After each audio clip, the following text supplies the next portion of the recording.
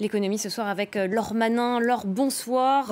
Après les États-Unis, hier, c'est au tour de l'Union européenne d'annoncer un nouveau train de sanctions. De quoi s'agit-il exactement? L'Union européenne vient d'ajouter 160 personnes sur sa liste noire, 14 oligarques et hommes d'affaires dans des secteurs clés de l'économie russe, l'agriculture, la sidérurgie, les télécoms notamment, et puis 146 membres du Conseil de la Fédération de Russie. Il y a également 3 banques bélarusses qui ont été débranchées du système international SWIFT, et puis les Européens ont décidé d'interdire toutes les transactions liées aux actifs de la Banque centrale bélarusse et restreint également drastiquement l'accès des marchés financiers européens au Bélarus pour des sommes supérieures à 100 000 euros.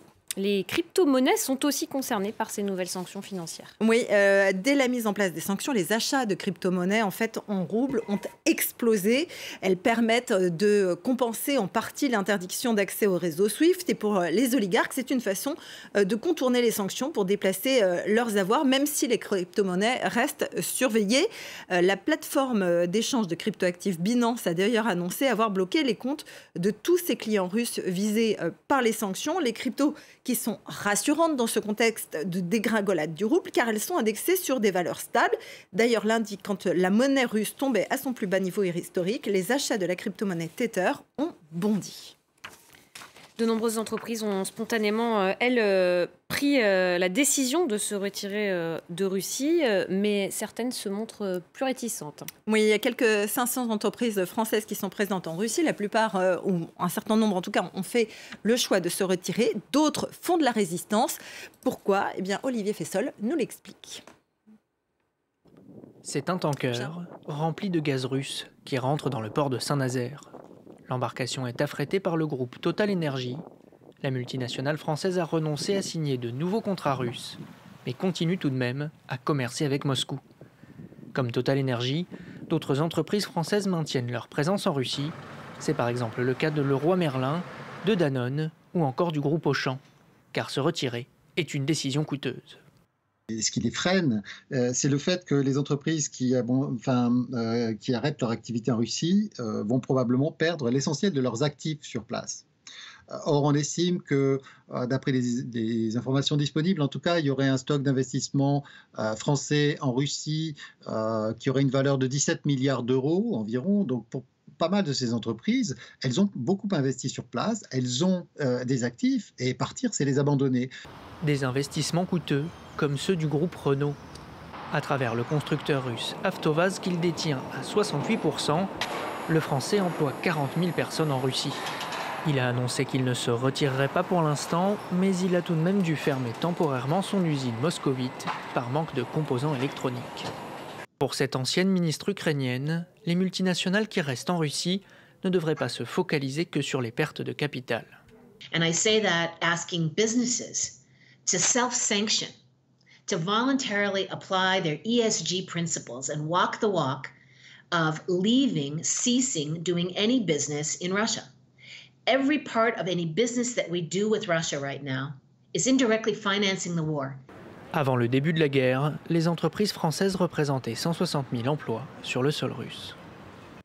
Bruno Le Maire compare la crise énergétique actuelle au choc pétrolier de 1973. Qu'en est-il des prix de l'or noir ? Alors, l'or noir avait effectivement franchi des records. Il est passé aux alentours de 139 $ le baril lundi dernier. Depuis, il s'est beaucoup calmé, notamment sur cette séance. Le Brent de la mer du Nord était en recul de plus de 12%, autour de 112 $ le baril.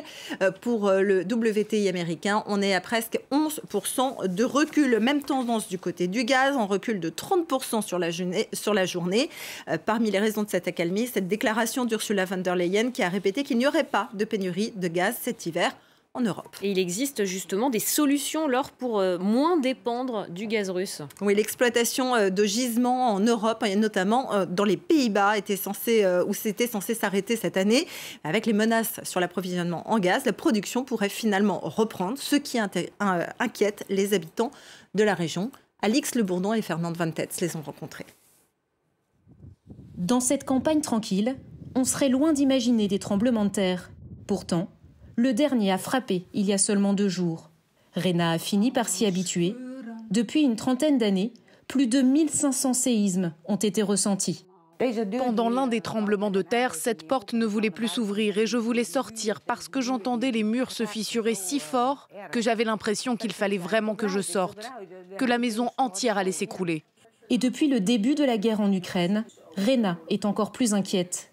À 3 kilomètres de là se trouve le gisement gazier de Groningue, l'un des plus grands d'Europe.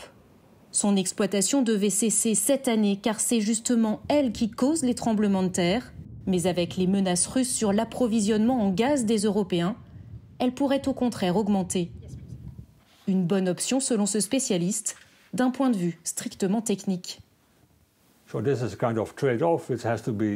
C'est une forme de compromis que la société néerlandaise doit faire. Est-ce qu'on augmente la production à Groningue pour moins dépendre de la Russie, mais avec le risque d'engendrer plus de tremblements de terre ? Une perspective difficile à appréhender pour les habitants de la région qui craignent pour leur avenir. Si on nous coupe le gaz russe, ça va créer un plus gros problème ici. Plus de gaz sera pompé à Groningue et c'est nous qui allons nous retrouver sous des tentes. Cet habitant aussi s'inquiète car il a récemment dû quitter sa maison devenue trop dangereuse. Malgré tout, il veut aussi se montrer solidaire. Il faut aussi que l'on pense à nos voisins européens. Qui suis-je pour dire que nous n'allons pas exploiter de gaz alors qu'à 2 heures de vol d'ici, les gens meurent parce que la Russie bombarde leur pays? Il y a encore 450 milliards de mètres cubes de gaz à exploiter juste sous mes pieds. Malgré l'inquiétude des habitants de la région, une récente étude a montré que 2 tiers de la population seraient d'accord pour augmenter l'exploitation et ainsi moins dépendre du gaz russe. Et enfin, un point sur les marchés, Laure. Eh bien, c'est du vert partout grâce à la détente sur les prix des matières premières. Wall Street qui conclut dans le vert pour le Dow, plus 2%, 2,57 pour le S&P, 3,59 pour le Nasdaq. Même tendance plutôt sur les places européennes. Le CAC était carrément dans le vert, plus 7,13, 7,92 pour le DAX, 3,25 pour le FTSE à Londres. Voilà, des marchés qui finalement rebondissent. Merci beaucoup, Laure Manin. C'était l'économie. Restez avec nous. Paris Direct continue après une courte pause.